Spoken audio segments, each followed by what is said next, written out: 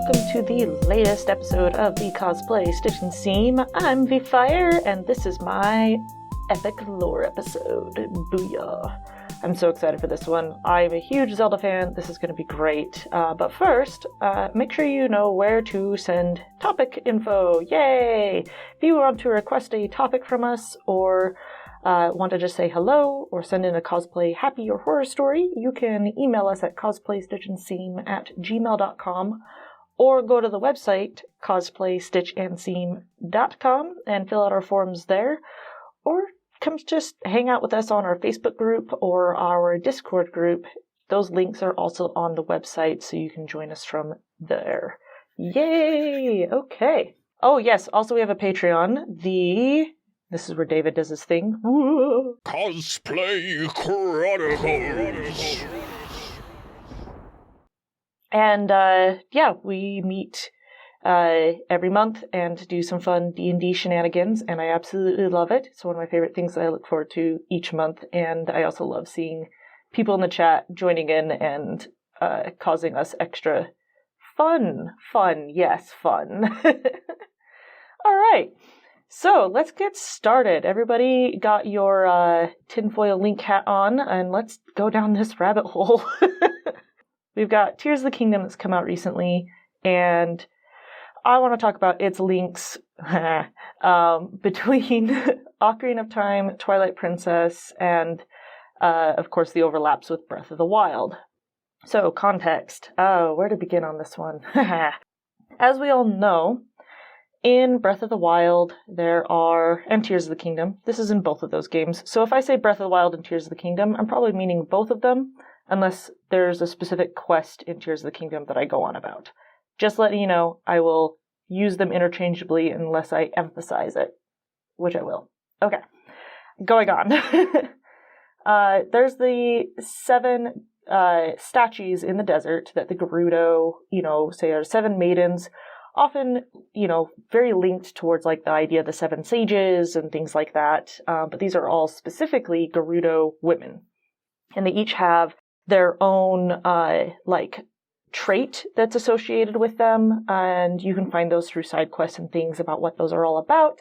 I am just going to reference that those exist and go from there. So we have those 7 statues, and there's that 8th maiden statue that's like, who is she, where's she from, why is she cast out? So we've got that background. We're going to go over who she is in a minute, which is, again, this will be spoilers if you haven't played a certain side quest in Tears of the Kingdom, but we'll get to that in a moment. Other backstory that we need is Twilight Princess and Ocarina of Time. In the end of Ocarina of Time, Link goes to, search for Navi and ends up in the world of Termina, and the whole events of Majora's Mask happen. There's a lot of theories about what happens there. I have always had this theory that Link returns to Hyrule after Majora's Mask, probably when he's more grown up, in my opinion. This is all just me guessing at this point. And he returns later and finds Hyrule is not necessarily in shambles, but the Gerudo are, because as we know in Twilight Princess, the Gerudo they get wiped out by Hyrule.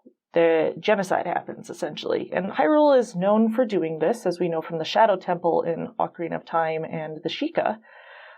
We know that Hyrule is capable of doing this, plus the Arbiter's Grounds in Twilight Princess mention this all over the place, that these were the Gerudo, and now they are not. And, they did this whole, killing off the Gerudo within their own temple kind of thing. It's just awful. It's awful. So in my theory that I had, was that Link returns and sees all this going on, and he starts questioning, what does it mean to be the hero if bad stuff still happens? And especially bad stuff seemingly happening with the people you trust, right? He trusts Hyrule. He trusts Zelda. He trusts the King of Hyrule. And I could see also Zelda not totally going along with what her father has decided on the Gerudo, and secretly aiding Link in freeing the Gerudo. So my idea is that Link somehow helps Nabooru escape, and she and six maidens escape and go deeper into the desert or something away from Hyrule's touch, which is why we do have Gerudo later on in, like, Tears of the Kingdom and Breath of the Wild, because they were able to escape being completely wiped out. So at this point, so I've got it so that Link and Zelda are helping each other with this. Zelda is doing it in secret because she doesn't want to, take off her dad. Also, there's this whole, idea that the Gerudo are evil going through all of Hyrule because of what happened when she and Link were younger and told their father about Ganondorf's plans to take over the kingdom. So continuing on, what supports the idea that Link helped the Gerudo? And I've got a couple things on that. This is where we dive into Twilight Princess a little bit and we look at the hero's shade, which we know is Link from Ocarina of Time. We know this because it's been confirmed in Hyrule Historia, and there's a few things that he says, but we know this is Link from Ocarina of Time, and his armor has what I feel like are Gerudo markings on it. The armor that the hero's shade wears is very, very Gerudo-esque, and so that makes me feel like he had helped them in some way to be able to earn wearing that armor. Let's cut to Tears of the Kingdom now, and that quest that I said is a spoiler. So in Tears of the Kingdom, you meet up with this Gerudo scientist, and she is trying to figure out what these stelae are, what they mean. Stelae being slates, but just spelled differently. I thought that was a little silly, but it's also kind of fun to say stelae. Anyways, you help her track down each of these slates, these stelae, and translate it. And it turns out it's this whole side quest to find the identity of the 8th maiden, the 8th statue that is cast out of Hyrule, or not Hyrule, that is cast out of the Gerudo Desert and is sitting very far away, but still on the border. So it's what is up with that? Through these stelae, you know that this 8th woman had something to do with the 7 and either helping or hindering them, and you're not sure because your mind's going both ways as you're doing this quest. You're what could it be? What could it be? And I was afraid. I was oh no, because I had this whole theory that these 7 maidens are the 7 equivalent to the sages that Nabooru put together. Again, this is all my theory. That Nabooru put together to help the Gerudo escape the desert. So who is this 8th maiden? And my original theory was that this 8th maiden was a traitor. And that was that because it's cast out, right? And so when this quest came up in Tears of the Kingdom, I was oh crap, this is going to throw my theory out the door. And it kind of did, but it made it even better. Made it even better because when you finish this quest, you are able to unlock the secret door within the 8th maiden and go inside, and you find, and for those who want to stop listening now because of spoilers, this is a good spot for that, you find the answer to who the 8th maiden is. There's a shrine in her honor, in his honor. You find out that it's a Hylian who disguised himself as a Gerudo woman, and they weren't able to give him the appropriate burial, the appropriate credit for what he did to help because he was a man, and the Gerudo, they have a weird relationship with men in that way. And so while it is cast out, it's not cast out because of a traitor or anything like that. It's because it was Link, in my opinion. It was Link in Ocarina of Time, disguised himself as a woman to be able to help the Gerudo escape Hyrule's wrath. Boom. There it is. That's my theory. Other little bits of evidence to help support this. In Twilight Princess, you can find a grave in the Hyrule castle grounds. All right, so there's this grave there. It's kind of an empty grave, but and unmarked as well. But it's considered a grave of the hero. And in my opinion, I think Zelda, after Link died, probably saving the Gerudo, she created her own tribute to him, knowing that he did indeed help Hyrule, even though no one sees it that way in the general public's eye. But she still did that for him.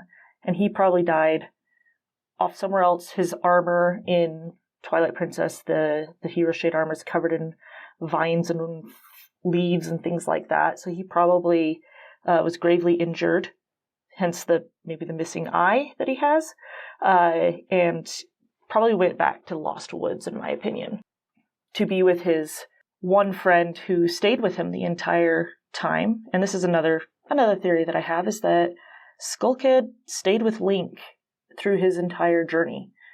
Skull Kid is the same Skull Kid in Majora's Mask and Twilight Princess. And I don't remember exactly where I saw that confirmation or if that was just a theory, but that's my headcanon right there, is that it's the same one and he's just evolved and changed over time with the styles of the story and whatnot. So there you go. Link's the 8th maiden. It's Ocarina of Time Link. It's always Ocarina of Time Link. He's just so bad.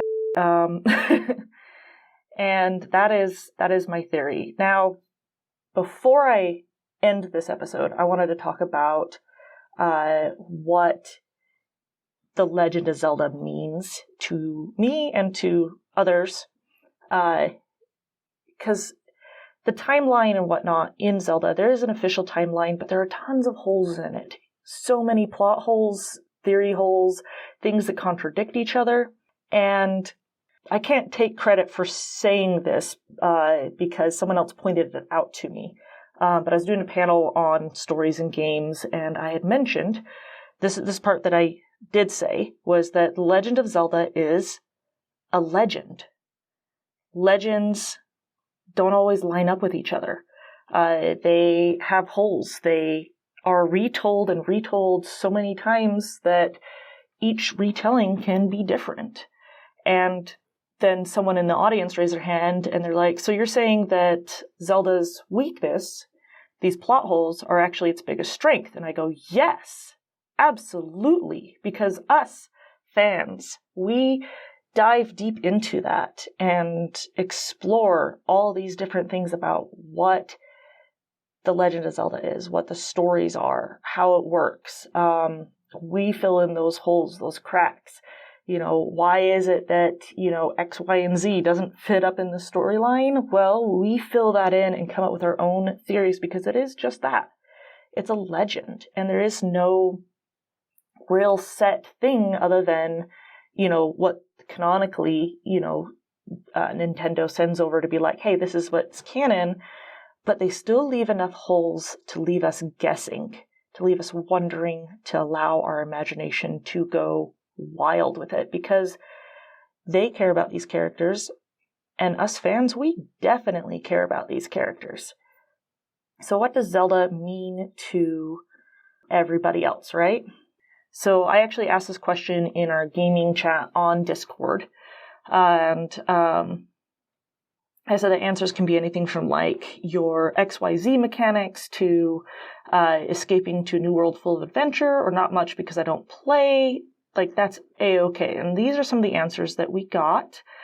So like Lunar Lipa says, it's a game that's honestly intimidating to me. It's got this huge following. I know the general storyline, but especially in recent games, it's so open world. My partner tried to have me play it, and I just kept ending up where I wasn't supposed to be. I love the art of it. I love listening to people talk and about how much they love the games, but overall, it's a lot. And Lunar, I completely agree with you. It is so, so much. And especially with the new open world ones, I want to throw out there that you weren't ending up where you weren't supposed to be. You're right where you needed to be. One of the big things with these newer, the Breath of the Wild and Tears of the Kingdom, is that my first playthrough of them, I would just let the game kind of pull me in what direction I felt like it was taking me in. But also, if I saw something interesting, I would go and check it out, because for me, for my headcanon, Link is curious. He's an adventurer. He wants to explore. He wants to see things. And I know I saw some people that got really mad that they got different parts of, especially Tears of the Kingdom, the memories out of order. And they would get really angry because something would get spoiled in the story or, so on and so forth. I eventually got to the point where I was like, screw this. I'm finding all the tears right now. I need to know what's going on. And I found them out of order as well. But I personally didn't care about that because I wanted to know the story. I knew where Zelda was, but the rest of the game didn't yet. And so I ended up coming up with my own reason as to why Link wasn't telling anybody that he knew where Zelda was. One, I took it as like, Purah just talks over Link. That's my headcanon, is that she just is so chatty and whatnot that Link maybe tried to tell her at some points, but she just would talk over him and keep going on about her stuff. So he's like, okay. And, possibly being like, well, I got to find out who this other Zelda is. What's this going on in, Hyrule Castle? What are people seeing there? I'm going to go and investigate that on my own before I tell people that I know exactly where she is.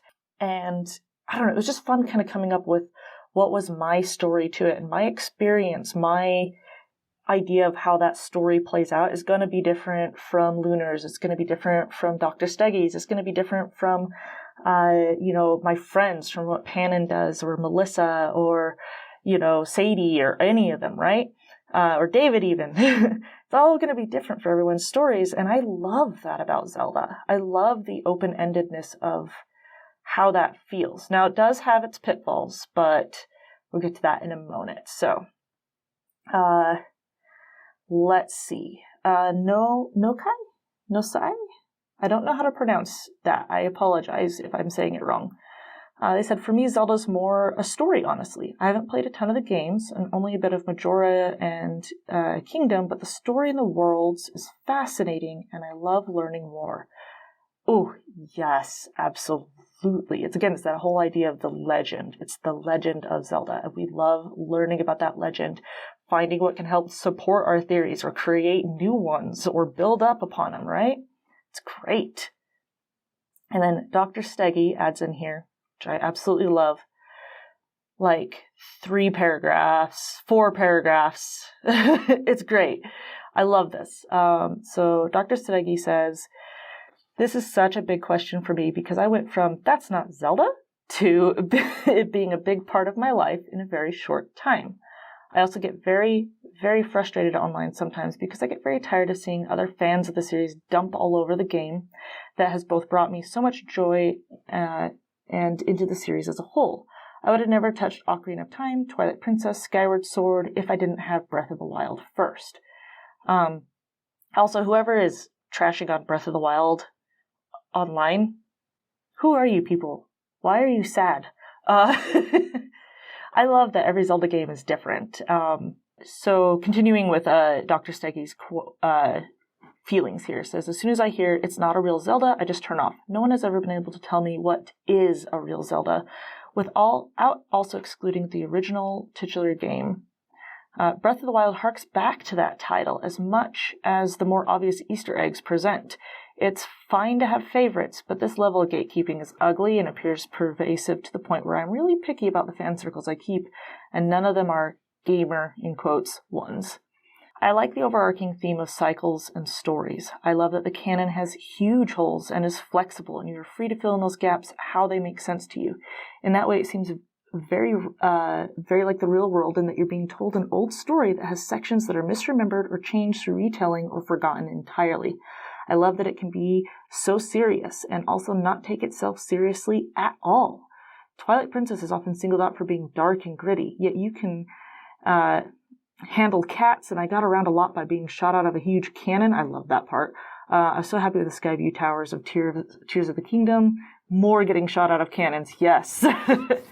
I love the puzzle solving too. I like that in the last 2 games in particular, there's no set solution to those puzzles, and you can solve them in whatever way you can. Most of my job is solving complex puzzles, and most times I can't just look up a solution and have to wing it, and I usually have to wing it with the tools and information I have available in real time. I love that as well. The idea is like, there is a set thing. The answer to this puzzle is push that button, but you get to choose how you push that button.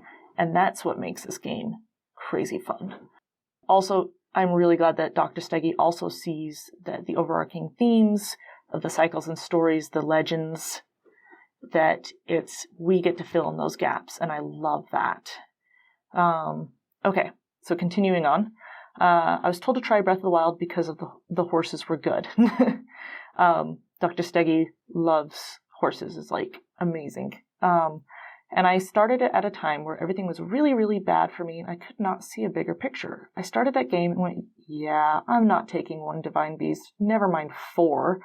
But when I got to 3, I started to think maybe I was able to get out of the hole I was in, and did take steps to do so. I do think that game was important to doing the things I needed to do to heal. I mean, you start that game with no memory of the amazing feats Link was apparently capable of 100 years earlier. Every NPC you meet has a story about these crazy accomplishments that don't seem real, but they were. You have to build yourself back to that, and it showed me I could do that in real time too. So anyways, that's a lot, but that game brought me here too. I really love that. The idea that these games, like, just that alone of going into the idea that, like, Link doesn't know what he's capable of and using that to help yourself through a hard time, like, that is incredible. That's like Majora's Mask levels of, like, that being, representation of the, stages of grief, and Breath of the Wild definitely hits that on a whole nother symbolic level there. I love that. I love this connection that Dr. Steggy had with the game. Excellent. Okay. I'm going to mispronounce another name. I'm so sorry, guys. Hyedadol says, I feel the same way, to be honest. I didn't grow up playing it, so I'm definitely not part of its huge following. I played like 10 minutes of Twilight Princess and got partially through Breath of the Wild. I'm not much of a gamer at all, and I learned pretty early on with Genshin Impact that open world games are not my forte at all. Breath of the Wild was fun, and I love the mechanics. It's just hard for me to keep going in it because I just want to do all the fun side and easy stuff. I can really appreciate how deep the story of Zelda goes. The characters are great, and each and every game is important to the franchise. I like that. Every game in there is important to the franchise. Even the ones where you're like, I hated that game and it was dumb. There are still tidbits in their stories that, or even big chunks of them that are still important to the entire franchise. They do a pretty good job with this. Morning says, I feel like Zelda has been a slow burn for me. I played Wind Waker. Yeah, Wind Waker, I love that. And then Skyward Sword when I was younger. I enjoyed it, but would often drop it off after 1 or 2 bosses, and then restart a few months later, wash and repeat. Especially with Skyward Sword. Couldn't figure out how to fly that darn bird race. Oh my gosh, that was such a pain. I'm there with you. So I didn't play it for a year. I still enjoyed the stories, read a bit of the manga while at school, loved the music. I had a Japanese CD I got at a con that was a mainstay in my first car. It was the music, the sound effects, everything from the first game to Ocarina of Time, I think. Some tracks were literally 3 seconds long. I had a base love from that. But it was really Breath of the Wild and Nintendo Online that started the obsession. I really enjoyed Breath of the Wild, and when I found out that Majora's Mask was in the online system, I played that. Love the story of Majora's Mask and the story of how it was made. Now I have a Link cosplay, and I'm seriously weighing which one I'll make next. It's been a slow love, but I truly love the evolution of the series, how each story mirrors the others while also being distinct from each other. Excellent. Oz Costumes also has a couple of paragraphs, which is amazing. They say, to me, Legend of Zelda is a game that is a part of me. It helped morph my childhood, my interests, and my life. I've been playing Zelda games since I was a baby 3-year-old who could barely hold a controller. Link to the Past on the SNES was my first game. I didn't become obsessed until Ocarina of Time, but that was when it became more than just a game series to me. As games came out, it's something that has stayed constant through every phase of my life during the bad and the good. It's just so wonderful. Zelda is just a precious IP to me. It taught me what courage meant, that It's not necessarily putting yourself into danger without fear, but it's doing hard things when the odds are stacked against you, even if you're afraid. And of course, it taught me to stand up to evil, no matter how alone you might feel, because you're not really alone. And then they add, also Breath of the Wild is a real Zelda game. Yes, it is. I firmly believe this kind of format is what Shigeru Miyamoto was originally intended with the series, as you said. I think a lot of older Zelda fans don't realize just how many new Zelda fans came in with Breath of the Wild. I think it's super awesome that so many people are being introduced to such a great series. All right, let's see. We've got just a few more, but I'm going to take a pause here and talk about why each game is different. Where you do get some that are like, they follow a lot of the same formula. There's, that video online where it's like, all right, when am I going to get the hook shot? And, also bring back the hook shot, Zelda, please. I want it back. But yeah, the idea is that, yes, there's a formula that is followed, but each time there are different parts of the formula that are changed. They are willing to innovate with each one, and there are pieces of each game. There was somebody asked if they were going to bring back Ultra Hand. Okay, so Ultra Hand's where you can build all these different things in Tears of the Kingdom. And they're like, are you going to bring that back in a future game? And the answer was most likely not. And the thing is like, I love that. It's also like kind of frustrating at the same time, but I also love it because it really does make each game unique. You could make an entire game series based off of just one of the mechanics in each of the Zelda games. They are just so much fun, and there's so much more that could be explored. I feel like sometimes they don't explore them enough, and that's where I get frustrated. Is that I want to see more of that. What can you do more with it? And I think that's just where myself as a game designer and developer, I just need to jump in and find the ones that I like and explore them myself, add my own twist to them, and build them up. Which is why I have 50 game design notebooks at home. Yeah. But yes, I'm glad each game is similar yet different. The formulas that they use, I'm glad that Breath of the Wild and Tears of the Kingdom took those formulas and turned them on their heads, in such a big way. And I'm not sure what to expect in future games. I don't mind if they were to go back to the more linear aspect. I don't think that was a weakness to the games. But also, I really enjoyed the big open world aspect. I think that maybe they could balance them out a little bit more, make it feel like I'm maybe earning a little bit more of like being able to get into these different areas that are difficult to fight in, and maybe make it, I don't know. I'm not sure. There's a lot to think about and explore on, and this is part of why it's taken me so long to get this episode together, is because I have a lot of thoughts on that, and I think I've just come down to that can be for another day. But yeah, so going back to what Zelda means to people, I'm going to just finish up with a few more here. I've got Nerdy Hippie. Hey, Nerdy, you're awesome. Says that series alongside Final Fantasy, Sonic, Pokemon, and Star Ocean are my most reliable go-tos for escapism.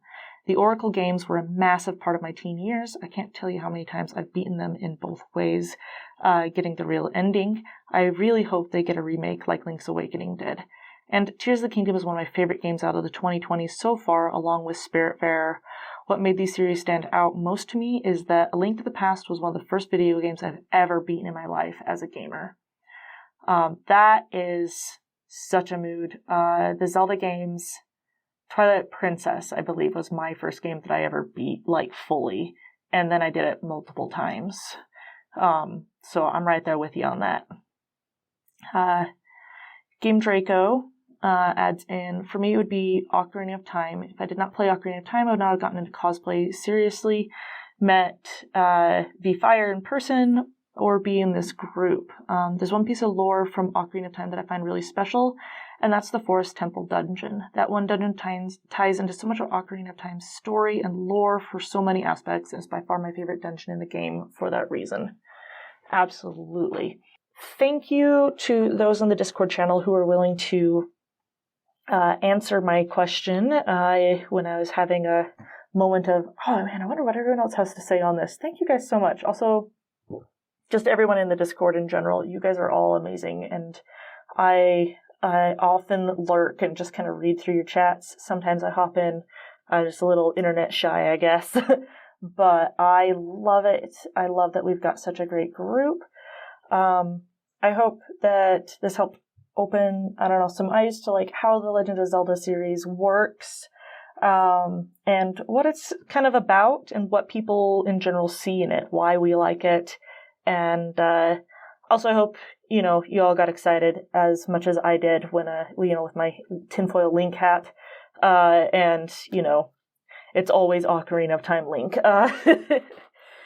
Anyways, so that's it for today. I could do a video game horror story. In Tears of the Kingdom, I put together this amazing flying, machine with Ultra Hand. It looks so cool. I was like, yes, this is awesome. And I put it together while in the depths under Mount Doom, so it's very hot under there. For those who have played it, it's toasty, there's lots of lava.